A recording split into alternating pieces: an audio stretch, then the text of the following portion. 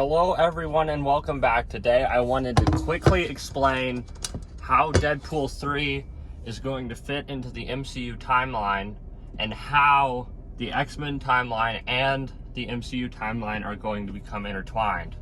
But first, be sure to like this video and please head on over to my other video, which I'll link in the description, the T3 video that explains how the actual X-Men timeline works. If you don't have time to go over and watch that, I'll give you a very brief but abbreviated rundown. Basically, the T2 theory of the X-Men timeline is completely wrong. Not that my alternate theory is any less wrong, but it accounts for a lot of the actions of Deadpool and Wolverine. It explains why Wolverine never wore his yellow costume, why he was where he was, why, though Mystique had him when disguised as Stryker, he still wound up where he did, and how there are multiple Deadpools and multiple different versions and why that is. Anyway, in T3, Deadpool 2 is happening roughly at the time between X-Men 1 and X-Men 2, kind of at that exact moment.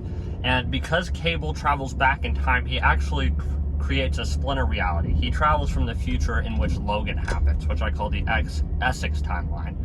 And because of this time travel, he creates a branch-off timeline in which Deadpool learns how to time travel, and he saves his girlfriend, he saves a few other people, and we see that Deadpool is capable of jumping timelines because he goes and kills the version of Deadpool from X-Men's Origins Wolverine. So, because of all this, he jumps into a fourth timeline in which we haven't seen any movies except for the post-credits scene of Deadpool 2. We know that Deadpool 3 will happen in this timeline because his girlfriend will be in it. That's the only way she's still alive, is if she's in this fourth timeline that doesn't have any movies in it. Now, Deadpool 3 is an official MCU movie, and because of this, this fourth timeline will be where the X-Men ties into the MCU. So, after Deadpool 2, there's no X-Men movies in this. We're in an alternate reality where there's nothing happening with the X-Men. We'll have the Marvel movies. Now, if you ask, well, why don't the Avengers know about the X-Men? Why don't they talk about them? Well, the answer to that is pretty simple. It's time. Deadpool 2, I don't remember when it happened. I think sometime in the 90s in my timeline, 80s. We have Captain Marvel starting around then, and Captain America's buried, and Ant-Man is doing his own thing. We don't have any Avengers. We don't have any heroes at that time. So that's why the Avengers don't talk about it. They don't talk about the past heroes, just like how none of the Avengers mention Gerald Ford. They're not going to mention Professor Xavier.